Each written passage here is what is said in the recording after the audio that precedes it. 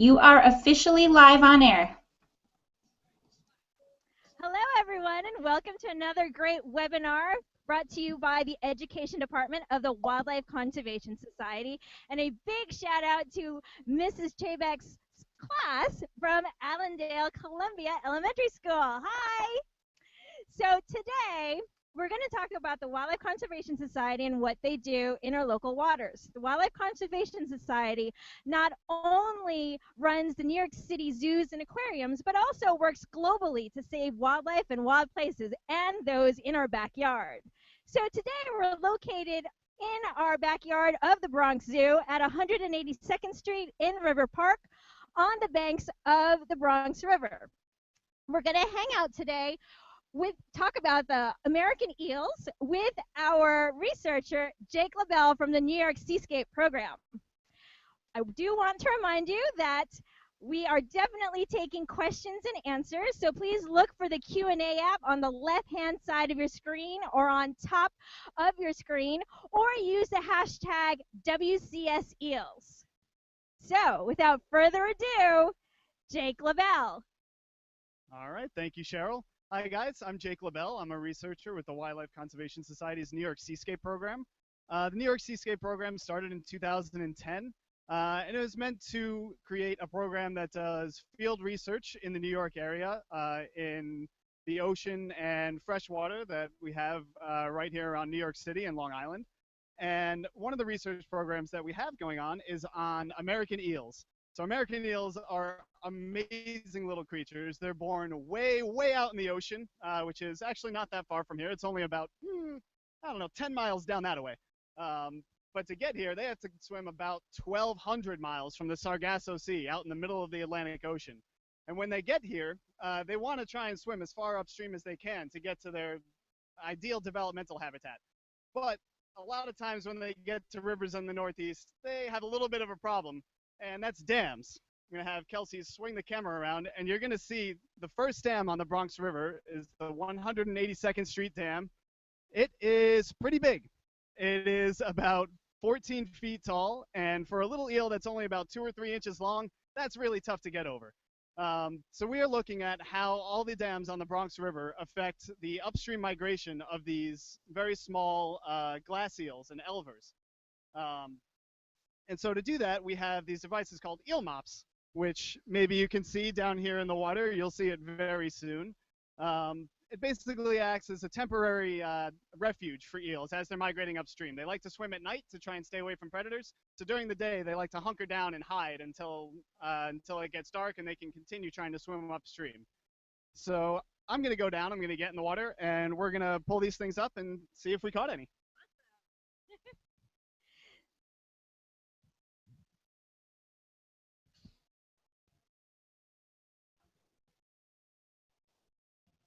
So just as Jake is going down into the water, I wanted to show everybody that this is a little bit of rope.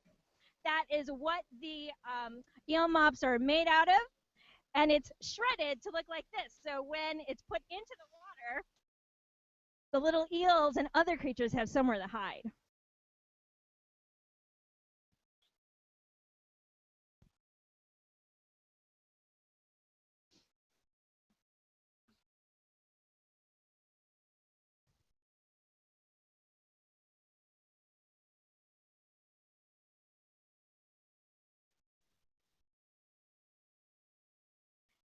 So how long has this mop been in the water, Jake?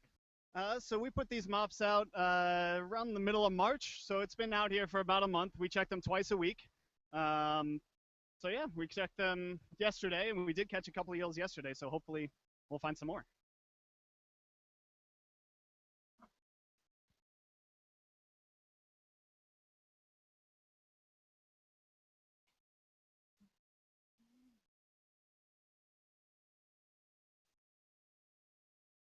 So what are you doing now? So right now I'm what we call rinsing the mop. You kind of dip it up and down 10 times. This is meant to just kind of shake out any of the eels that happen to be hiding in there.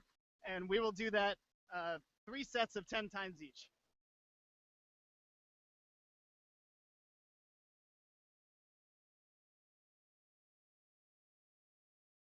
I can see why you would want waders on. The water's a little nasty.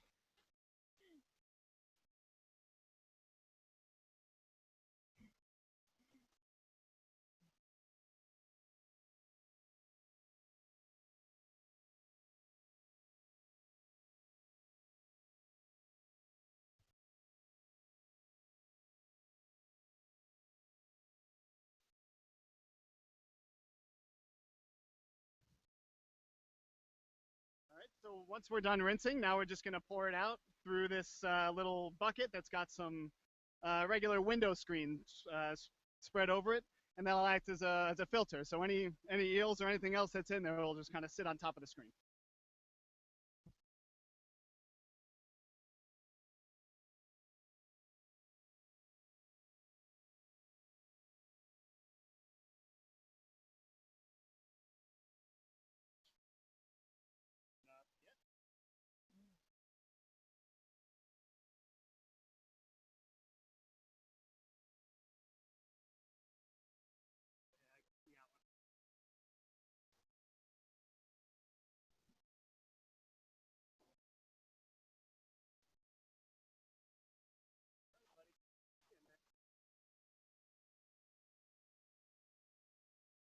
Ooh, what is that, Jake?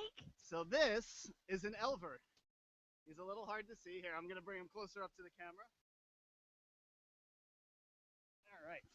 So, if you see this little guy crawling around in here, this is an American eel.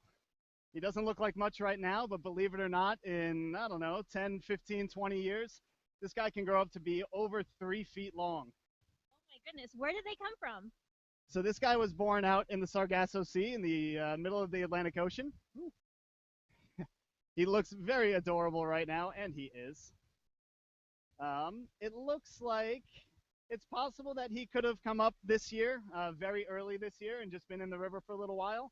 I can tell he's been in the river for a while because you can see he's very darkly colored.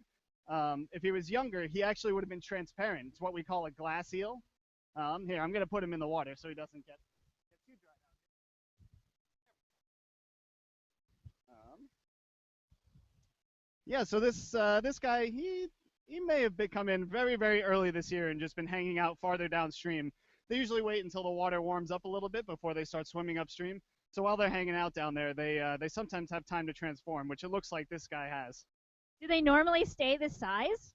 Oh no, they actually can grow. They can grow pretty quickly. They can grow up to I don't know, 5, 6, 7 inches a year. So by this time next year, he can look a lot different than he does right now. So where's this guy going? So ideally, he would be going upstream, but as you saw before, we have this very large barrier to that. So right behind us is a little something that might help him on his way. This is what we call an eel ladder. On the inside, they don't go up the top of this. On the inside, there's actually some very, very thin material. It's kind of like a carpet. And eels are really great climbers. So as long as there's a bit of a wet surface and something that they can kind of stick to, like the carpet material, they can actually climb vertical surfaces. So on a really damp, rainy night, it's possible that they can climb up a vertical wall. It's really hard for them to do, and they would rather not do that. They'd rather just be able to swim straight upstream. But this eel ladder, we hope, will help the eels get up over this first dam, and then oh, we lost audio. Hello, hello. Can we hear me? We can hear you loud and clear. Oh, we're good. We're back. Okay. Yeah, so the eel pass behind us is meant to help the eels on their way. This one that we built right now, that the Parks Department built, doesn't go all the way up and over the dam. It actually empties out in this little bin that we have to come and empty out. But we figure if they made it 2/3 of the way up to the dam, then we can help them the last third of the way. So how many dams are there on the Bronx River? So on the Bronx River, there are 9 dams before we get to the very top of the river. They range in size. This is the largest dam on the river. There are 2 more here in the Bronx, and then 6 in Westchester.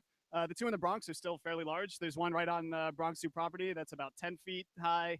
The next one is up in the New York Botanical Gardens, not too far from here, which is about 8 feet high. And then the ones in Westchester range from 3 to 10 feet tall also. Yeah, so it's there are a lot of barriers to these little guys making it all the way upstream. So people have made it a lot harder for them than it needs to be. Do they usually make it upstream in 1 year? No, actually, they can start to they'll move upstream as long as they can. There are still very, very large eels, like 2.5 feet long, that will still keep trying to move upstream if they can. What other things do you find in your eel mops besides the eels? That depends. Down here, we can find anything from crayfish, which is a great prey item for eels. Bigger eels love to eat crayfish. We've found some juvenile sunfish before. We've had mummy chogs. Let's see, black-nosed dace we found is another type of little small stream fish. We find almost every time we find these little macroinvertebrates called we call them scuds. Those are pretty much everywhere, and eels of many sizes like to eat these little guys. It's a great food source for eels. Actually, oh, and we actually have a bunch of stuff in here. We have some insect larvae, which is this thing right here. I'm not really sure what kind of insect larvae this is. I am not familiar with insects too well. I do fish. Whoops. But yeah, anything that an eel can fit into its mouth is pretty much fair game for them to eat. They're very general in their diet. They'll eat pretty much anything that they can get their hands on. What do the little guys eat? So the little guys, they actually would love to eat something like that. Maybe a little smaller. But yeah, as they grow, they'll just start to eat bigger and bigger things, and they're a really important part of the ecosystem because as they're eating all these little things, they're getting eaten by other stuff too. The smaller eels are great food for larger fish. As they get older and bigger, they'll become food for birds, for large fish, snapping turtles. And then when they get back out to sea, once they grow very large and they mature into adulthood and they head back out to sea to spawn, all of your oceanic fish will start to eat them too. Striped bass love to eat eels. Bluefish, sharks, even if they're big enough. Yeah, everything loves to eat eels. They're a great food item for a lot of different fish and birds. So it makes them a very important piece of the food web. So tell us a little bit about your work about eels. Do you collect the data? What's the data used for and things like that? So we're collecting data. We have these eel mops set up below each of the first 6 dams on the river, and we're trying to see how the dams affect the populations of the smaller eels along the river. So we will count the number of eels that we get in each mop at each site, and then we'll compare those between each of the dams, and we'll see basically how many eels are able to get up and over the dams. So we've been doing this for a few years now, and this year is actually the first year that this eel pass here has been up and running. So we're going to use the data that we collected in years past, and we're going to compare it to the data that we get this year, because hopefully a lot of eels will be using the ladder and they'll be actually able to get up over this dam and start making their way to the second dam. So we're hoping to see a lot more eels up there than we have in years past. So approximately how many do you figure? That's a great question. It depends on the year. It varies from year to year depending on how many little baby eels were born out in the ocean. It depends on a lot of things. Last year we had down here at 182nd Street, we had a few hundred eels. I don't know, about 150 eels altogether. If you compare that to the second dam, we only had, I think, a total of 12 that we caught up at the second dam, and then above that we had 1 eel at the third dam, and then 2 at the fourth, and then none after that. Oh, it looks like we've got a question. So the question is, how long do eels grow? So eels can get over 3 feet long. They get really, really big. Those eels are usually very old. They can be 20 or 30 years old, and they get big too, thick. They can be, you saw this little guy was only about that wide, but when they get to be that long, 3 or 4 feet long, they're about, I don't know, about that thick around. And it's really fun to see those guys.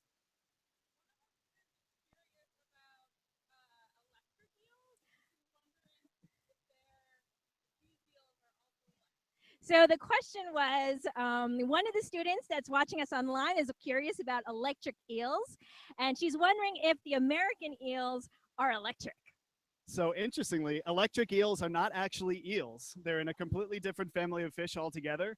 They were just named electric eels because they look a lot like an eel. But they actually are only down in South America. They're down in the Amazon region, and that's where they live. So these eels are not electric. Um, they can bite when they get bigger, but it doesn't really hurt because they don't have they have very small teeth. Definitely not big enough for us to feel. So it just kind of feels like something that's sort of gumming on your hand.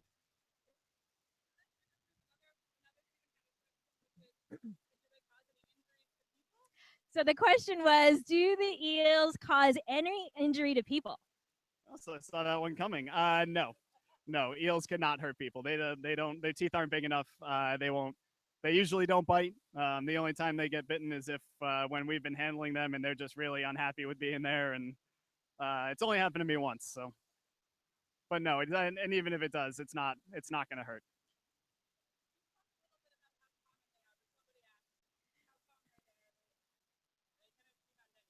So another question that we got is, how common are the American eels in our rivers?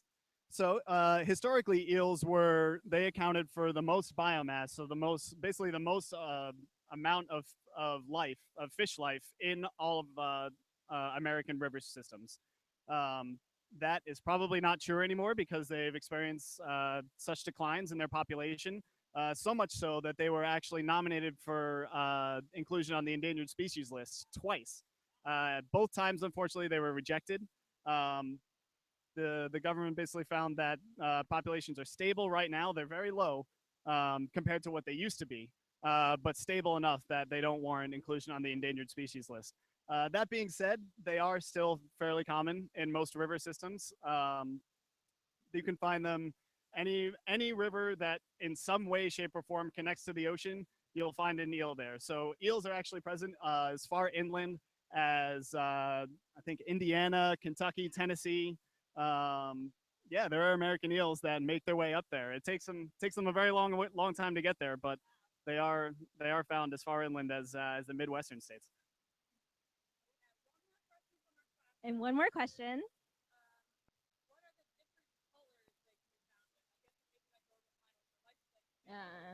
So the question was, what are the different colors of the American eel? And that probably goes along with the life cycle. That's a great question because there are so many different colors of American eels. So they start out when they're larvae, they actually are completely transparent and they look kind of like a leaf, like a willow leaf, and they just sort of drift around in the ocean. Once they start getting closer to shore, they'll transform into what's called a glass eel. And they're called glass eels because they're still transparent, but they do look a lot like the little elver that we had down here. But just completely transparent. You can see their spine, you can see their heartbeat, you can see their gills. It's very interesting. So that actually helps them with camouflage out in the ocean. So the ocean is nice blue, clear water, and having that clear body helps them sort of blend in with their surroundings, so they're not eaten by other fish. Once they start getting into river systems, that's when they start to take on a little more color, like we saw with this guy right here. And once they get into the rivers, you saw how dirty that water is. So they want to sort of blend in with that. So they turn a sort of brownish, dark green color. And they'll actually have that color for the next 20, 30 years or so as they're growing the whole time. Finally, their last life cycle stage is called the silver eel. And that's a very appropriate name because they actually turn a metallic sort of silver gray color. They'll be very white on the bottom and then that silver color on the top. And that's also to help them camouflage when they swim back out into the ocean. So when they're swimming in the ocean, they're in very deep water. And if something is below them, their white belly, it's called counter shading. So the white belly is, so when something is looking up, if they're looking up right into the sun, it's hard for them to distinguish between the white belly and everything like the glaring sun behind them. But then when you look down, if something is a dark gray or silver on top, and you're looking down into the really dark depths of the ocean, it's also going to be really hard to pick them out from the rest of the surrounding water.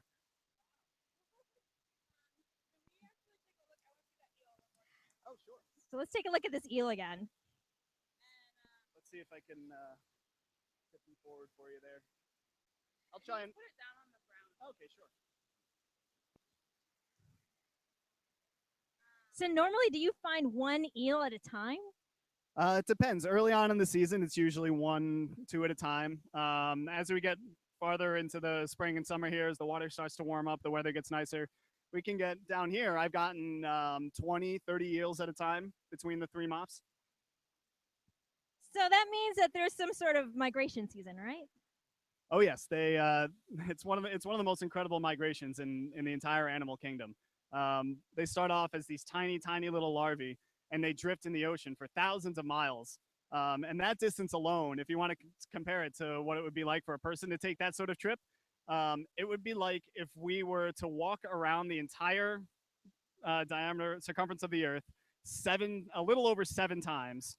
Or if you're like me and you really like space, you can get a quarter of the way to the moon by doing that.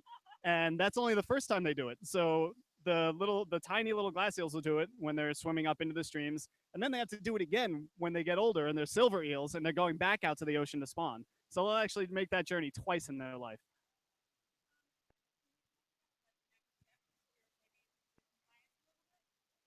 Yeah, so what are the next steps in regards to your work in the project here with Wildlife Conservation Society?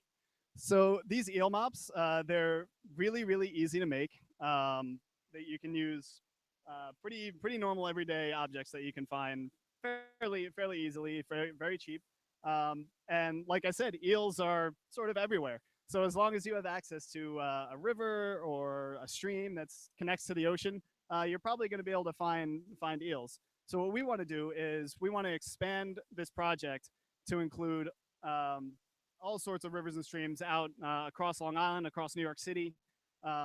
And we want to expand this into a project that classrooms and even just people at home, if you live near a river or a stream, we want to have people be able to basically be able to build their own eel mops and set them out. So we're working on putting together some products that will basically, it's like how-to instructions, how to build the eel mops, how to sample them. And once we get all that figured out, check back in with us in, I don't know, a couple of months, maybe towards the middle end of the summer. And hopefully we'll have a nice program outlined and have a good idea of how to move forward. What else can people do to try and save these creatures? A lot of it is just trying to keep the rivers clean. Don't litter. If you can see, there's a lot of bottles, a lot of trash. A lot of times, if you litter, like this trash gets swept up into storm drains, and those drain directly into rivers. So rivers and streams are a big collection point for a lot of garbage. So keeping our rivers clean, it's really a great first step. Great. Mm-hmm. Yep. Okay, so it looks like we've got a couple more questions.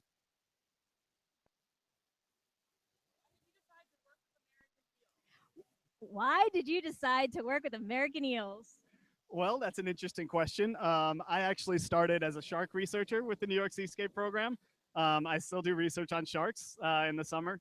But as we were doing our shark research, an opportunity came up for us to work with American eels. And since I was already on board doing research out in the ocean, they decided to get me involved in the American eel research. So I didn't know anything about American eels before I started with WCS. But over the past 4 or 5 years or so, I've learned quite a bit, and it's been really a pleasure because they're so fascinating. I used to think that sharks were the coolest thing out there, and they still are, but eels have definitely moved way up my list beyond what most people like. They look at them, they're like, oh, it's slimy and snake-like, but they're really cool animals. So it seems like we're just about out of time. I'd like to thank Allendale Columbia Elementary School for checking in. I'd like to also thank all our viewers out there, as well as Jake Lebel for giving us the knowledge and information on how we can save American eels. So on June 8th, it appears like we'll have another webinar on sharks. So please tune in and look out for that information. Thank you.